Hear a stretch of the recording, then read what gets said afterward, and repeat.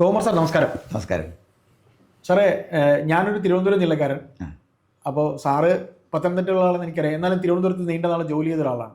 Sir, കഴിഞ്ഞ നിയമസഭാ തിരഞ്ഞെടുപ്പിൽ ഏതാണ്ട് 13 സീറ്റ് LDF കിട്ടിയതാണ്. അപ്പോൾ ഇനി ഏതാനും 100 ദിവസമേ ഉള്ളെന്നാണ് ഇനി ഇലക്ഷന് പറയുന്നത്. കാര്യം ഏപ്രിൽ സെക്കൻഡ് വീക്കോടെ ഇലക്ഷൻ ഉണ്ടാവുമെന്നാണ് ഇന്ന് മാധ്യമങ്ങളിലൂടെ തിരഞ്ഞെടുപ്പ് കമ്മീഷൻ വഴി വാർത്ത വന്നിരിക്കുന്നത്. സാർ, ഈ 13 MLA തിരുവനന്തപുരത്ത് നിന്ന് കിട്ടുമ്പോൾ അവരുടെ ജില്ലാ സെക്രട്ടറി, CPM ജില്ലാ സെക്രട്ടറി പറയുന്നത്, ഞങ്ങളുടെ MLA എല്ലാം തന്നെ ചെയ്യാനുള്ള പണികളൊക്കെ അവരുടെ മണ്ഡലങ്ങളിൽ ചെയ്തിട്ടുണ്ട്. അതുകൊണ്ട് ഞങ്ങളുടെ MLA ഞങ്ങൾക്ക് വിശ്വാസമുണ്ട്. അതുകൊണ്ട് അങ്ങനെ ഞങ്ങൾ ജയിക്കൂല എന്നൊന്നും പറയാൻ പറ്റത്തില്ല എന്ന് അവരുടെ ജില്ലാ സെക്രട്ടറി തന്നെ പറയുമ്പോൾ കോൺഗ്രസ് എത്ര കണ്ട് അലർട്ടായിരിക്കണം എതിർ സ്ഥാനാർത്ഥികളെ നിർത്താൻ എന്നുള്ളതിനെക്കുറിച്ച് ഒന്ന് പറയുന്നത്?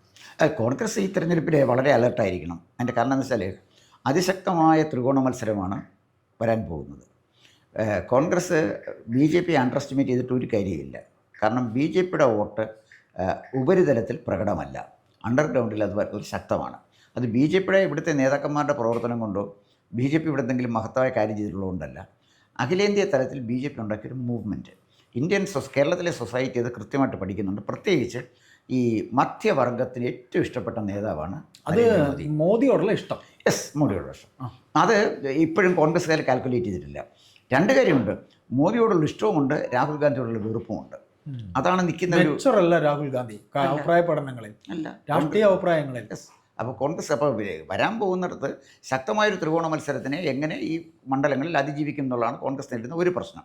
പിന്നെ VP ജോയ്, നമ്മുടെ വി ജോയ് പറഞ്ഞ ഒരു പ്രധാനപ്പെട്ട ഒരു കാര്യം വെച്ചാൽ, ഞങ്ങളുടെ MLA കാര്യങ്ങളൊക്കെ ചെയ്തിട്ടുണ്ട്, ഞങ്ങൾ സുരക്ഷിതരാണ്. ഇതുപോലൊക്കെ ഒരു ചെയ്ത MLA തോറ്റുപോയത്. തീർച്ചയായിട്ടും ഇതിനു മുമ്പിരുന്ന ഗവൺമെൻറ്റിൻ്റെ MLA തോറ്റുപോയില്ലേ? തീർച്ചയായിട്ടും. അതുകൊണ്ട് MLA തോക്കാറുണ്ട്.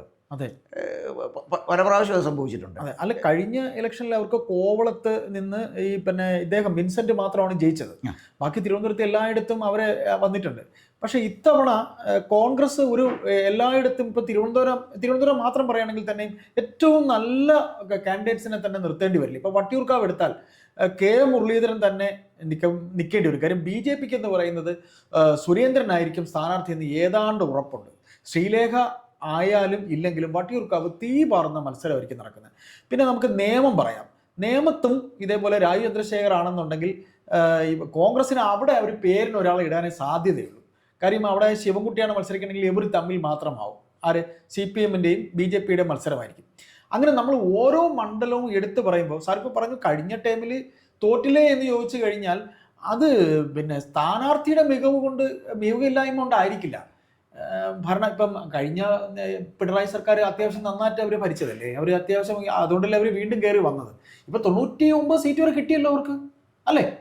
കഴിഞ്ഞ അപ്പോൾ തിരുവനന്തപുരത്ത് നമ്മൾ നോക്കുമ്പോഴത്തേക്ക് എൻ്റെ ഒരു ചോദ്യം എന്ന് പറയുന്നത്, ഓരോ നിയോജക മണ്ഡലം എടുക്കുമ്പോൾ ഇപ്പോൾ നമ്മൾ ഈ പറഞ്ഞ പോലെ വട്ടിയൂർക്കാവ്, പിന്നെ തിരുവനന്തപുരത്ത് ഇപ്പോൾ ആന്റണി രാജു പോയി, അവിടെ ഒരു നല്ലൊരു സ്ഥാനാർത്ഥി അവർ ഇറക്കണ്ടേ? അപ്പം എണ്ണം പറഞ്ഞ കൃത്യമായ സ്ഥാനാർത്ഥികളെ അവർ തിരുവനന്തപുരത്ത് K മുരളീധരൻ ലീഡ് ചെയ്തുകൊണ്ട് ഇറക്കിയില്ല എന്നുണ്ടെങ്കിൽ CPMന് ഇപ്പോഴും കോൺഫിഡൻസ് ഉണ്ട്. മൂന്നാമതൊരു ചാൻസ് അല്ല എന്നുള്ളതല്ല, ആൻറ്റി ഇൻകംബൻസി എന്തായാലും ഉണ്ടാവും. അപ്പോൾ സാറിന് മറ്റിടങ്ങളിൽ, ഈ തിരുവനന്തപുരം ജില്ലയിൽ തന്നെ മറ്റിടങ്ങളിലെ സ്ഥാനാർത്ഥി നിർണ്ണയത്തെക്കുറിച്ച് എന്ന് പറയും. നമ്മൾ ഓരോ നിയോജക മണ്ഡലം ഇപ്പോൾ കോവളം നമ്മൾ പറഞ്ഞു, നേമം പറഞ്ഞു, വട്ടിയൂർക്കാവ് പറഞ്ഞു, തിരുവനന്തപുരം പറഞ്ഞു. പിന്നെ നമുക്ക് വേറെ കഴക്കൂട്ടത്തെ കാര്യം പറയാം. അതിലെന്ത് പറയും സാർ? ഈ കടകംപള്ളി സുരേന്ദ്രനെ നിർത്താൻ സാധ്യത ഇല്ല, അതേ ഉണ്ടോ? അതിനെക്കുറിച്ച് വല്ല സാർ? അല്ല, കഴക്കൂട്ടത്ത് കടകംപള്ളി നിർത്താൻ ഒരു സാധ്യതയില്ല. കടകംപള്ളി വളരെ സജീവമാണ് മണ്ഡലത്തിൽ, പക്ഷേ അദ്ദേഹത്തിനെ നിർത്താൻ സാധ്യതയില്ല. അവിടെ പ്രശാന്ത് വരാനാണ് സാധ്യതയുള്ളത്. അപ്പോൾ ഇവിടെ നമ്മൾ വട്ടിയൂർക്കാവിലും മുരളീധരനെ ജയിപ്പിക്കേണ്ടത് CPMൻ്റെ കൂടെ ഒരു ആവശ്യമായിരിക്കും. അപ്പോൾ നമ്മൾ കേൾക്കുന്നത് തിരുവനന്തപുരം ജില്ലാ കമ്മിറ്റി അംഗം സുനിലിനെയൊക്കെ മത്സരിപ്പിക്കാം. സുനിൽ കുമാർ എന്ന് പറഞ്ഞൊരു അംഗമുണ്ട്. നായർ വോട്ട് വളരെയധികം ഉള്ളൊരു സ്ഥലമാണ് ഇവിടെ വട്ടിയൂർക്കാവ്. പക്ഷേ സാർ, കഴക്കൂട്ടത്തെ കടകംപള്ളി സുരേന്ദ്രൻ മാറിയത് കൊണ്ട് പ്രശാന്തിനെ വിട്ടു എന്ന് പറയുമ്പോഴും ഈ നമ്മൾ ഈ മുഖ്യധാരാ മാധ്യമങ്ങളിൽ അല്ലെങ്കിൽ സോഷ്യൽ മീഡിയയിൽ കേൾക്കുന്ന ഒരു വർത്തമാനം എന്ന് പറയുന്നത്, സാർ ഈ പറഞ്ഞ അന്തർധാര, CPMമായിട്ടൊരു അന്തർധാര വോട്ടിൻ്റെ കാര്യത്തിൽ കഴക്കൂട്ടത്ത് ഇപ്പോൾ ഈ കൗൺസിൽ ഇലക്ഷന് തന്നെ CPMൻ്റെ ഇപ്പോൾ ശ്രീകണ്ഠൻ എന്ന് പറഞ്ഞിട്ട് നമ്മുടെ ദേശാഭിമാനിയിലെ ശ്രീകണ്ഠൻ ചേട്ടൻ KWJ നേതാവ്, അദ്ദേഹം സ്വതന്ത്രനായി മത്സരിച്ച കഥ അറിയാലോ. LDFൻ്റെ റിബലാറ്റ് മത്സരിച്ചു. LDFൻ്റെ ചരിത്രത്തിൽ ഇന്ന് വരെ റിബൽ ഇവിടെ ആരെങ്കിലും മത്സരിച്ചിട്ടുണ്ടോ? ഇല്ല, മത്സരിച്ചു. അപ്പോൾ കഴക്കൂട്ടത്ത് ഒരു ബോധപൂർവ്വം BJPക്ക് സീറ്റ് വാങ്ങിക്കൊടുത്തൊരു സ്റ്റൈലാണ് കാണിച്ചിരിക്കുന്നത്. അപ്പോൾ ഈസി വാക്ക് ഓവർ അവിടെ ഉണ്ടാകുമെന്ന് എനിക്ക് തോന്നുന്നില്ല. കാര്യം വി മുരളീധരൻ മത്സരിക്കണമെങ്കിൽ പ്രശാന്താണ് പോകുന്നതെന്ന് പറഞ്ഞാൽ അവിടെ ജയിക്കാനൊന്നും പോകുന്നില്ല. എന്ത് തോന്നുന്നു സാർ അതിനെ കുറിച്ച്? വി മുരളീധരനാണ് അവിടെ മത്സരിക്കുന്നത്. അല്ല, വി മുരളീധരനെ അവിടെ പിന്നെ കഴക്കൂട്ടത്ത് ഒരു പ്രാവശ്യം മത്സരിച്ച ആളാണ്. നല്ല ഒരു സ്ഥാനാർത്ഥി തന്നെയാണ്. ആ കഴക്കൂട്ടത്തെ മത്സരത്തിൻ്റെ ഒരു പ്രത്യേകത എന്താണെന്ന് ചോദിച്ചാൽ, കഴക്കൂട്ടത്തെ മത്സരത്തിൽ വി മുരളീധരൻ ജയിച്ചില്ലെങ്കിൽ പിന്നെ വി മുരളീധരൻ്റെ കേരള രാഷ്ട്രീയത്തിൽ സ്പേസ് ഇല്ല. അതിന് സംശയിക്കേണ്ട. സുരേന്ദ്രനോ സാറേ? ഏത് സുരേന്ദ്രൻ? കെ സുരേന്ദ്രൻ ഇവിടെ വട്ടിയൂർക്കാവ് മത്സരിക്കും. കെ സുരേന്ദ്രനെ വട്ടിയൂർക്കാവ് നിർത്തുമെന്ന് ഞാൻ കരുതുന്നില്ല. അല്ല, ഒരിക്കലും കരുതുന്നില്ല. അപ്പോൾ അവിടെ ആരായിരിക്കും ബി ജെ പി? അവിടെ മറ്റാരെങ്കിലും, എനിക്ക് എൻ്റെ കാൽക്കുലേഷൻ ശ്രീലേഖ തന്നെ വട്ടിയൂർക്കാവിൽ മത്സരിക്കാനാണ് സാധ്യത. കാരണം ഈ ഇവിടുത്തെ പ്രത്യേകത, ഇപ്പോൾ കെ മുരളീധരൻ എന്ന് പറയുന്ന ആൾ തോൽപ്പിക്കാൻ ഒക്കാത്ത നേതാവാണെന്ന് ഞാൻ കരുതുന്നില്ല. തൃശ്ശൂർ എന്താ സംഭവിച്ചത്? തൃശ്ശൂർ മുരളീധരൻ നിൽക്കുന്ന തൃശ്ശൂരില്ലേ, അവിടെ 3ാം സ്ഥാനത്ത് പോയില്ലേ. അതുകൊണ്ട് വട്ടിയൂർക്കാവിലോട്ട് മുരളീധരൻ അങ്ങോട്ട് സീറ്റ് കൊടുത്താൽ ജയിക്കുന്നില്ല. പക്ഷേ മുരളീധരനാകുമ്പോൾ എൻ്റെ ഒരു റീഡിങ്ങിൽ ക്രിസ്ത്യൻ വോട്ടുകൾ മുരളീധരന് നന്നായിട്ട് കിട്ടാൻ സാധ്യതയുണ്ട്. പിന്നെ നായർ വോട്ടും കിട്ടും. നായർ വോട്ട് എത്ര കിട്ടും നമ്മൾ കണ്ടറിയണം. നായർ വോട്ട് അങ്ങനെ ഇപ്പോൾ SNDP വോട്ടും നായർ വോട്ടും BJPക്ക് പോയി എന്നാണോ സാറ് പറയുന്നത്? വലിയൊരു പരിധി പോയിട്ടുണ്ട്. അല്ല, SNDP വോട്ട് പോയിട്ടുണ്ടാവും. പക്ഷെ വട്ടിയൂർക്കാവിൽ SNDP കുറവായിരിക്കും, നായർ വോട്ടായിരിക്കും. നായർ വോട്ട് മുരളീധരൻ പ്രതീക്ഷിക്കുന്ന പോലെ മുരളീധരന് കിട്ടില്ല, ക്രിസ്ത്യൻ വോട്ട് കിട്ടും. അപ്പോൾ സാറ് പറയുന്ന ഒരു ഈസി ആയിട്ടൊരു ജയം മുരളീധരന് വട്ടിയൂർക്കാവിൽ ഒരു കാരണവശാലും കിട്ടില്ല. പണിയെടുത്താലേ കിട്ടുള്ളൂ. അതിന് സംശയിക്കേണ്ട. ഞാൻ പറഞ്ഞത് മുരളീധരന് എവിടെ നിന്നാലും ജയിക്കുന്ന സ്ഥാനാർത്ഥിയാണെന്നുള്ള സങ്കല്പമേ തെറ്റാണ്. നേരത്തെ തോറ്റായിരുന്നല്ലോ കഴിഞ്ഞ തവണ. പിന്നെന്താണ്, മുരളീധരൻ കർണാടകയൊക്കെ തോറ്റിട്ടില്ലേ? പിന്നെ അപ്പോൾ അതുകൊണ്ട് മുരളീധരൻ വട്ടിയൂർക്കാവിലോട്ട് വന്നു. വട്ടിയൂർക്കാവിലെ ജനങ്ങളെല്ലാം കൂടെ മുരളീധരനെ പോയി ജയിപ്പിക്കുമെന്നൊന്നും ഞാൻ കരുതുന്നില്ല. അവിടെ NSS വോട്ട് സ്പ്ലിറ്റ് ആവാൻ സാധ്യതയുണ്ട്. NSS വോട്ട് സ്പ്ലിറ്റ് ആവും ഡെഫിനറ്റ്ലി. പക്ഷേ SNDP അവിടെ കുറവാണ് വട്ടിയൂർക്കാവിൽ. അല്ല, കുറവാണെങ്കിലും ഉള്ളോട്ട് ഭൂരിപക്ഷവും ശ്രീലേഖയ്ക്ക് പോകാനാണ് സാധ്യത. കാരണം ഇടതുപക്ഷത്തിൽ CPM-നെതിരായിട്ട് ശക്തമായ വികാരമുണ്ട്. അത് BJP കിട്ടുമെന്ന് സാറ് BJP കിട്ടാനാണ്. അല്ലെങ്കിൽ ഞാൻ ചോദിക്കട്ടെ, 50 സീറ്റ് BJP ഇവിടെ പിടിച്ചില്ലേ? അതെ, കമ്മ്യൂണിസ്റ്റ് പാർട്ടി ഭരിച്ചുകൊണ്ടിരുന്ന സ്ഥലമാണ്. തീർച്ചയായിട്ടും 50 സീറ്റ് പിടിച്ചപ്പോൾ ആ സീറ്റ് പിടിച്ച കോൺസ്റ്റിറ്റ്യുവൻസിയിലെ പിന്നെ ഏത് കോൺസ്റ്റിറ്റ്യുവൻസിയുടെ കീഴിൽ വരുന്ന ഡിവിഷനുകളാണെന്ന് ആലോചിക്കണം. നമ്പർ 2 BJP 2ാം സ്ഥാനത്ത് വന്ന പല മണ്ഡലങ്ങളും ഇല്ലേ? തീർച്ചയായിട്ടും. പിന്നെ BJP വളർത്തിക്കൊണ്ട് വരുന്ന നേതാക്കന്മാരെ നോക്കി. ഒരുപാടുണ്ട്. A.N. എഡിസന്റെ പിന്നെ മകനല്ലേ കസ്തൂരി?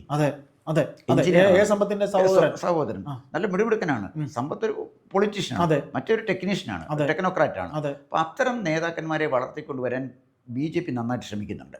ഈ തെരഞ്ഞെടുപ്പിലൊരു പ്രത്യേകത, ക്വാളിറ്റിയുള്ള സ്ഥാനാർത്ഥികളെ കൂടുതൽ ജയിക്കാൻ പറ്റും ഏത് പാർട്ടിയായാലും.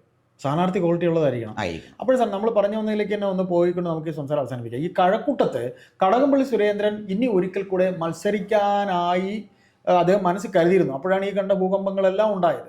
അപ്പോൾ കടകംപള്ളി സുരേന്ദ്രൻ വീണ്ടും മത്സരിക്കാൻ കരുതിയിരിക്കുമ്പോൾ ഈ പ്രശ്നങ്ങളൊക്കെ വരികയും ഇനിയിപ്പോൾ പ്രശാന്ത് അങ്ങോട്ട് പോയാലും വി മുരളീധരൻ്റെ അവസാന ചാൻസ് എന്ന് പറയുമ്പോഴും ഇപ്പം കഴക്കൂട്ടത്ത് നമ്മൾ 26 എത്ര പിന്നെ കൗൺസിലാണെന്ന് എനിക്ക് കൃത്യമായിട്ട് എനിക്ക് എണ്ണം അറിയില്ല, എന്നാലും ഏതാണ്ട് 10 കൂടുതലുണ്ടെന്നാണ് എനിക്ക് തോന്നുന്നത്. കഴക്കൂട്ടം നിയോജകമണ്ഡലത്തിന് അത് BJPക്ക് അനുകൂലമായി ഇതേപോലെ തന്നെ വരാൻ സാധ്യത. പ്രശാന്തിനെങ്കിൽ ടൈറ്റ് ഫൈറ്റ് ആയിരിക്കില്ലേ? വി മുരളീധരനും പ്രശാന്തും പിന്നെ വേറെ ലാൽ ഡോക്ടറാണെന്ന് തോന്നുന്നു കോൺഗ്രസിന്റെ. അല്ല, അദ്ദേഹം കഴിഞ്ഞ വർഷം പരാജയപ്പെട്ടല്ലേ? അതെ. അതുകൊണ്ട് പിന്നെ എന്ന് വെച്ചാൽ ഇപ്പോഴും പരാജയപ്പെടണമെന്നില്ല. ഇപ്പം തന്നെ നമ്മുടെ പിന്നെ അദ്ദേഹം വലിയ പറഞ്ഞത് നമ്മളെ പിന്നെ CPM പിന്നെ ജില്ലാ സെക്രട്ടറി ജോയി പറഞ്ഞല്ലോ എല്ലായിടത്തും സുരക്ഷിതമാണ്. ജോയിയുടെ വർക്കല എന്താ സംഭവിച്ചത്? വർക്കല ജോയി അല്ലാതെ വേറെ ആൾ ഇന്ന് ജയിക്കില്ലെന്നാണ് പറയുന്നത്. ഇപ്പൊ അവിടെ പോയി പഞ്ചായത്തൊക്കെ പോയി. ഞാൻ ചോദിക്കുന്നത് തീർച്ചയായിട്ടും BJPയുടെ വളർച്ച ആറ്റിങ്ങൽ എങ്ങനെയാണ് നിൽക്കുന്നത്? ആറ്റിങ്ങൽ BJPയുടെ വളർച്ച തടയാൻ ജോയിക്ക് ഒരിക്കലും കഴിയില്ല. പിന്നെന്താണ് പറഞ്ഞിട്ട് കാര്യം? അവരുടെ LCO ഏരിയ കമ്മിറ്റി സെക്രട്ടറിയാണ് കളഞ്ഞിട്ട് പോയത്. മാമത്തെ കണ്ട ആറ്റിങ്ങൽ മാമത്തെ ഒരാളാണ് കളഞ്ഞിട്ട് BJPയിലോട്ട് പോയത്. ഇവിടെ തന്നെ പാർട്ടിയിലല്ലേ മറ്റേ രാധാകൃഷ്ണൻ BJPയിലോട്ടൊന്നും പോയില്ല. അല്ല, പോകണ്ട. ഞാൻ ചോദിക്കുന്നത് CPM-ൽ നിന്ന് പോയി ഒരാള് വിമതനായിട്ട് ജയിച്ചു. തീർച്ചയായിട്ടും CPM-ന്റെ ചരിത്രത്തിൽ അങ്ങനെ ഇല്ലായിരുന്നാണ്, വിമതന്മാരില്ലായിരുന്നു. അത് തലസ്ഥാനത്ത് മന്ത്രിമാരുടെ മൂക്കിന് താഴെ ഒരു ഡിവിഷനിൽ CPM-ൽ നിന്ന് പോയി അയാളെ കയ്യേറ്റം ചെയ്യുകയും ചെയ്തു. തീർച്ചയായിട്ടും അയാൾ അടിച്ചു. അയാൾ ഇത് കൊടുക്കാം, നോമിനേഷന്റെ കാര്യങ്ങൾ എന്തോ നോക്കാനായിട്ട് വന്നപ്പോൾ അതും വഞ്ചൂർ ബാബു എന്ന് പറയുന്ന മറ്റൊരു CPM നേതാവ്, അയാളുടെ ബന്ധു എന്നാണ് പറയുന്നത്. അല്ല, ഞാൻ പറഞ്ഞു വന്നത് തീർച്ചയായിട്ടും ഇവിടെ തന്നെ തലസ്ഥാനത്ത് തന്നെ CPM-ന്റെ വിമതനായി നിന്ന ഒരാൾ ഹാർട്ട് ഓഫ് ദ സിറ്റിയിൽ CPM-ന്റെ സ്ഥാനാർത്ഥിയെ കൂടെ തോൽപ്പിച്ചുകൊണ്ട് ജയിച്ചു വന്നു പറയാം. അതൊരു ട്രെൻഡ് അല്ലേ? തീർച്ചയായിട്ടും ഇടതുപക്ഷത്തിന്റെ സ്ഥാനാർത്ഥി ഞങ്ങളുടെ വാർഡാണ് കണ്ണമ്മൂല. അത് നിസ്സാര കാര്യമല്ല, ഇത് ചില സൂചനകൾ മാത്രമാണ്. അപ്പോൾ തീർച്ചയായിട്ടും ജോയിയുടെ വാക്കുകളിൽ അവർക്കുള്ള കോൺഫിഡൻസിന് നഷ്ടമൊന്നും വന്നിട്ടില്ല എന്ന് എനിക്ക് തോന്നുന്നു. പക്ഷേ എങ്കിലും ഈ പറയുന്ന പോലെ തിരുവനന്തപുരം ജില്ലയിൽ ഒരു ത്രികോണ മത്സരം, വളരെ വാശിയേറിയ മത്സരം, പഴയ BJPയുമല്ല ഇപ്പോഴുള്ളത്. BJP പഴയ BJP അല്ല. കോൺഗ്രസ്സിന് നന്നായിട്ട് പണിയെടുക്കേണ്ടി വരും. പിന്നെ CPM വിചാരിക്കുന്ന പോലെ ഒരു ഈസി വാക്ക് ഓവർ ഇത്തവണ കിട്ടത്തില്ലെന്ന കാര്യം ഉറപ്പാണ്, അല്ലേ? തീർച്ചയായിട്ടും സംശയിക്കുന്നുണ്ട്.